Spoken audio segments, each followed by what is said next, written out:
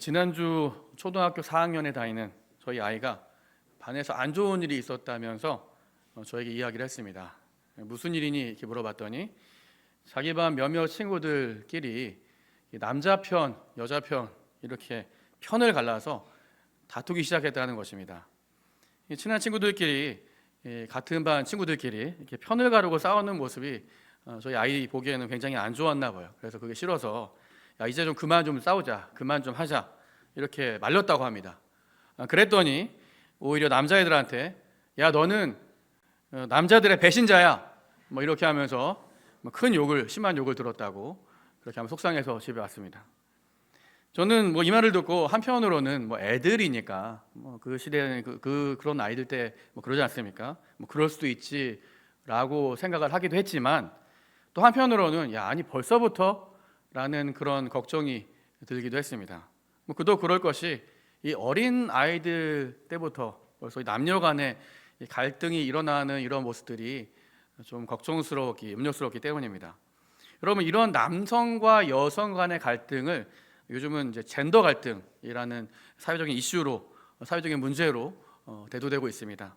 얼마 전 11월 초였죠. 경남 진주에 있는 한 편의점에서 폭행 사건이 있었습니다. 편의점에서 일하는 20대 여성 아르바이트생을 건장한 20대 남성이 갑자기 막무가내로 폭행을 가했던 것입니다.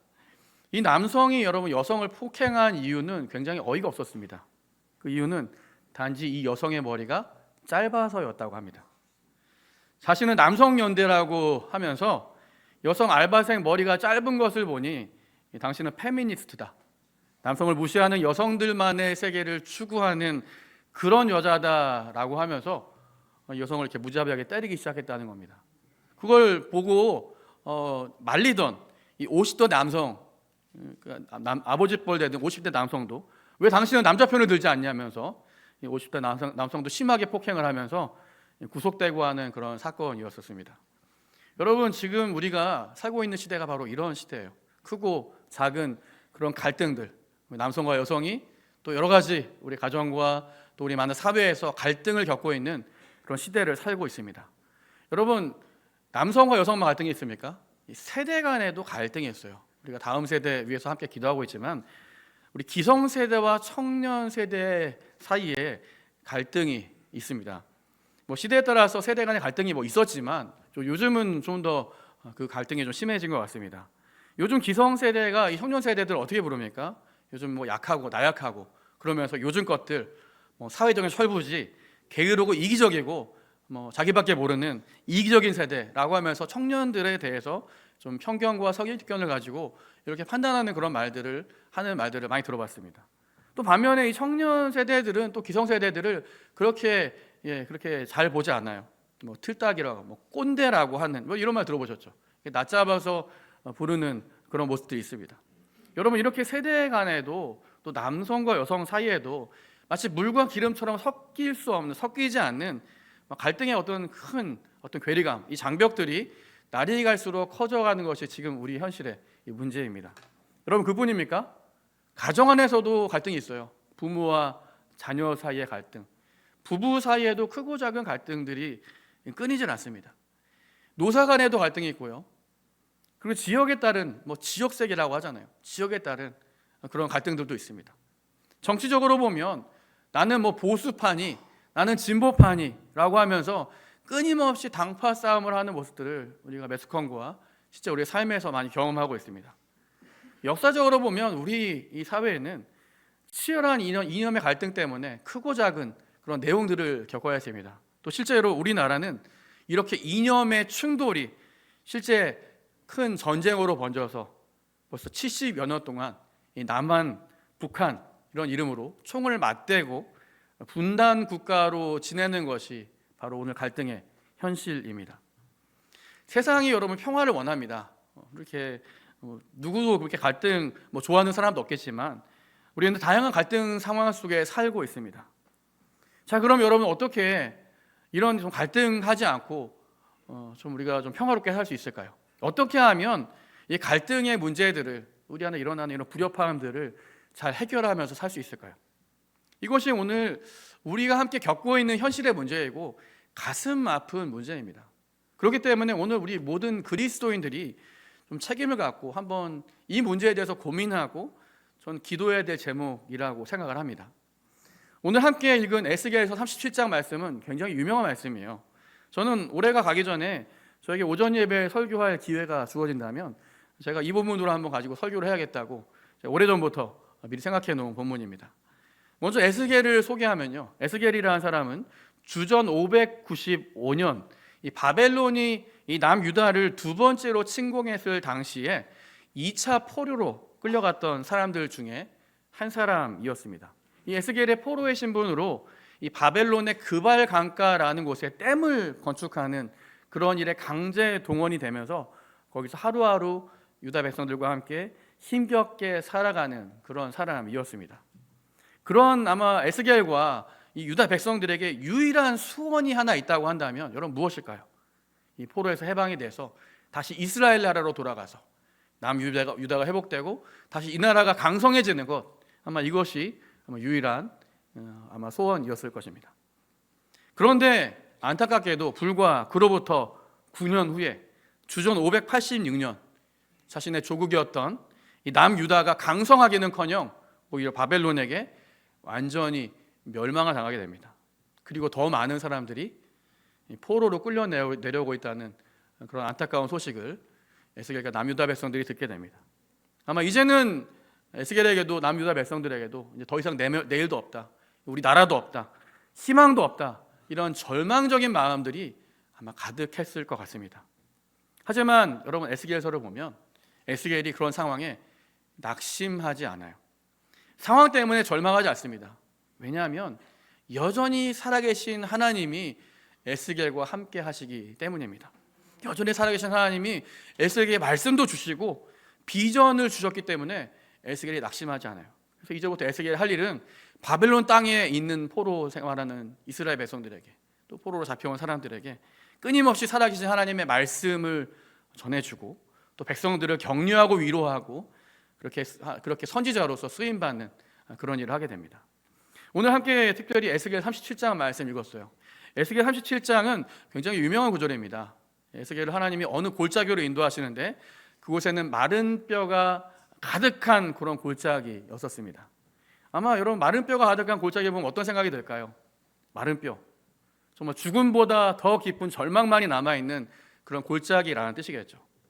이 마른 뼈들은 이 패망에서 포로로 잡혀와 있는 이스라엘 백성들의 단적인 모습이었습니다. 나라도 멸망하고 포로로 잡혀왔고 이제 내일도 기약할 수 없는 이 마른 뼈처럼 절망하고 있는 모습들이 바로 이스라엘 백성들의 모습이었죠. 11절에 이렇게 말을 합니다. 우리의 뼈가 말랐고 우리의 희망도 사라졌고 우리는 다 망했다, 우리 끝났다, 이렇게 이스라엘 백성들이 말했다는 거예요. 마른 뼈처럼. 하지만 하나님은 에스겔을 통해서 어떻게 말씀하셨을까요? 12절에 보면 아니다, 내가 너희 무덤을 열어서 내가 너희를 그곳에서 끄집어낼 것이다, 다시 구원할 것이다, 이 절망 가운데 이 포로 가운데 너를 구원해서 다시 이스라엘 땅으로 되돌아가게 할 것이다. 이게 바로 에스겔을 통해서 끊임없이 주신 하나님의 약속의 말씀입니다. 이 약속에 대한 확실한 증거로 하나님이 보여주신 것이 우리가 너무나 잘 알고 있는 마른 뼈가 살아나서 큰 군대가 되는 이런 기적과 같은 일이었어요. 이 하나님의 이 말씀은 단지 에스겔이나 이 남유다 백성들에게만 해당되는 말씀이 아닙니다. 오늘 우리에게도 놀라운 능력의 말씀이 되는 거예요. 하나님께서 우리에게 말씀하시면 죽었던 우리의 영혼도 살아나고 성령께서 역사하시면 우리의 삶에 이 생기가 넘치게 된다는 이 말씀이죠. 마른 뼈처럼 절망적인 우리의 상황도, 정말 죽을 것처럼 힘들고 어려운 상황에서도 하나님이 우리를 얼마든지 살려내실 수 있고 그렇게 하실 능력이 있다는 사실을 우리가 믿기 때문입니다. 여러분, 우리가 함께 예배 시간에 모여서 함께 예배드리고 여러분 기도하는 이유가 무엇입니까? 마른 뼈와 같이 가물고 메마른 우리의 삶에 하나님 말씀을 주시고 성령의 담비 부어주시기를 기대하는 마음으로 함께 모여서 우리 찬양하고 예배하고 이런 기도하는 것 아닙니까? 오늘 그래서 육신의 우리의 질병이나 우리를 힘들게 하는 모든 문제들이 좀 해결받고 우리를 살아나게 하실 것을 지금 우리도 기대하기 때문입니다. 여러분, 그런 확신으로 함께 우리 예배 우리 이왕 참여하셨다면 우리 귀를 열고 정말 눈을 열어서 하나님 말씀을 우리 보고 듣고 우리 마음을 여서 함께 기도하는 여러분 그런 예배 시간 되시기 바랍니다. 그런데 여러분 에스겔 37장에는 이 마른 뼈가 살아나는 환상만 있는 것이 아닙니다. 이 마른 뼈가 살아나는 환상만 알고 성경책을 덮어버린다면 우리 성경을 반쪽만 아는 거예요. 이것으로 충분하지 않습니다. 하나님은 이번에 에스겔 그 37장 뒷부분에 보니까 에스겔에게 산에 올라가서 막대기를 2개를 준비하라고 말씀하십니다. 뭐 산이었으니까 아마 에스겔이 막대기를 잘 아마 2개를 준비해 갖고 왔을 거예요. 저도 그래서 어제 온 동네를 돌아다니면서 이렇게 막대기 2개를 가져왔습니다. 이 막대기를 2개를 준비해 갖고 왔어요. 하나님이 여러분 그 위에다가 글씨를 쓰게 하십니다. 한쪽에는 유다 이스라엘 이렇게 쓰게 하시고 한쪽에는 에브라임 이스라엘이라고 쓰게 하셨습니다. 이게 지금 북이스라엘과 남유다 이렇게 글자를 쓰게 하신 거예요. 그리고 하나님이 여러분 이 막대기를 가지고 어떻게 하라고 하셨을까요? 이 유다 막대기와 이 에브라임 막대기를 들고 이렇게 하나가 돼서 합하게 하라고, 하나가 되게 하라고 이렇게 말씀하셨습니다. 여러분 이게 무슨 뜻일까요? 이 정도 되면 초등학생도 다 이해할 수 있는 여러분 그런 문제 아닙니까? 여러분 이스라엘은 원래 이렇게 한 민족이었습니다. 하나의 민족. 그러다가 주전 930년경 솔로몬 아들 르호보암 때 이 남왕국 유다와 북왕국 이스라엘로 이렇게 갈라지게 되었습니다. 이스라엘이 둘로 나뉘게 된 거예요. 여러분 근데 이렇게 이스라엘이 둘로 갈라진 이유가 무엇일까요? 여러 가지 다양한 이유가 있겠지만 이스라엘 백성들의 죄 때문이었습니다. 하나님을 멀어지게 하는, 하나님을 멀리하는 죄. 이스라엘 하나님 말씀 불순종하고 하나님을 존귀하게 여기지 않으면서 그 죄 때문에 결국에 이스라엘이 이렇게 둘로 나뉘게 된 것입니다. 여러분 사람들이 이렇게 갈등하고 하나가 되지 못하는, 평화가 없는 이유가 무엇일까요?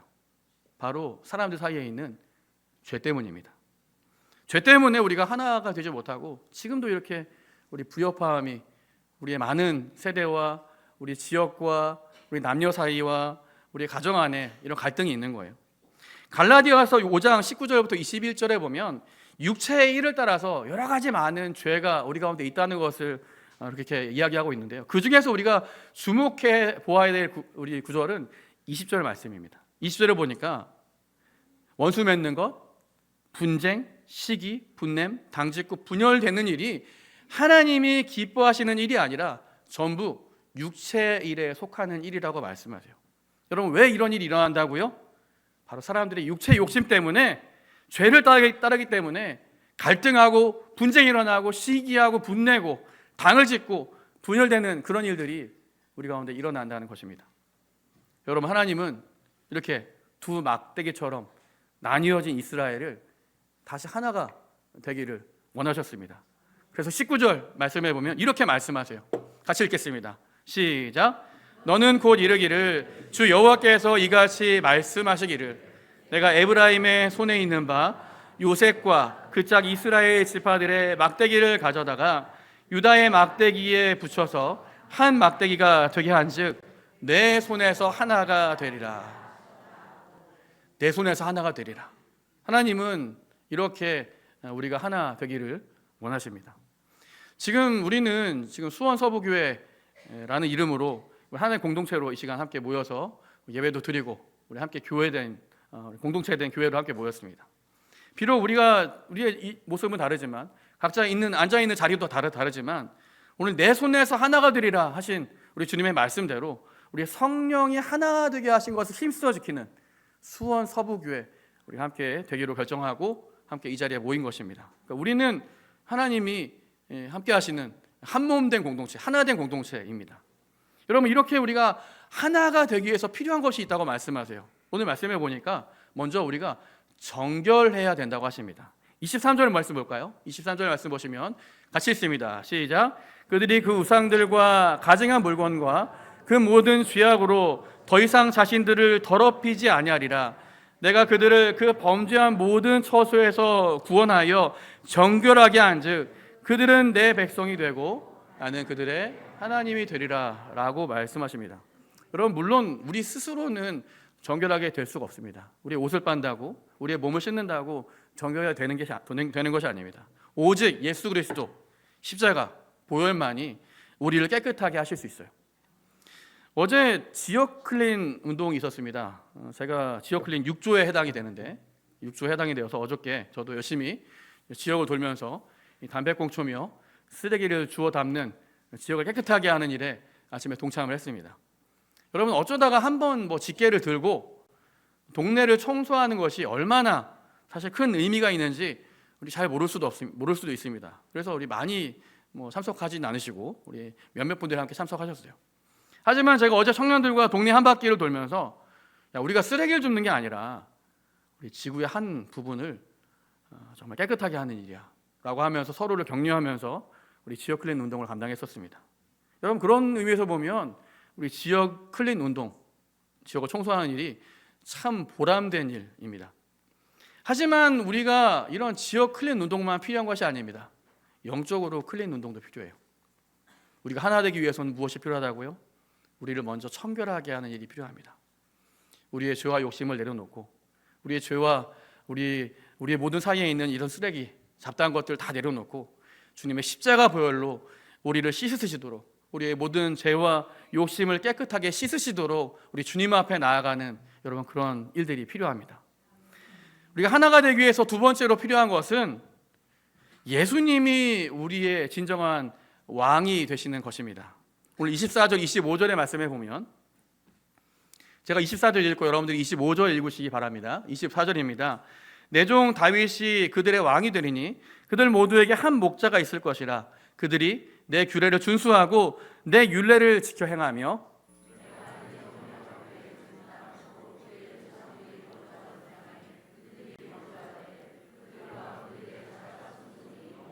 거주할 것이요 내 종 다윗이 영원히 그들의 왕이 되리라 라고 말씀을 하세요. 여러분, 이스라엘 백성들이 다시 하나가 되기 위해서 다윗과 같은 왕이 필요하다고 하십니다. 근데 여러분, 다윗이 살아서 다시 돌아와서 왕이 될 수는 없잖아요. 바로 다윗의 자손으로 오시는 예수 그리스도, 예수님이 이스라엘 백성들에게 또한 우리의 삶에 진정한 왕이 되셔야 한다는 그런 말씀이에요. 여러분, 다음 그림은 사람들의 영적인 상태를 나타낸 굉장히 유명한 그림입니다.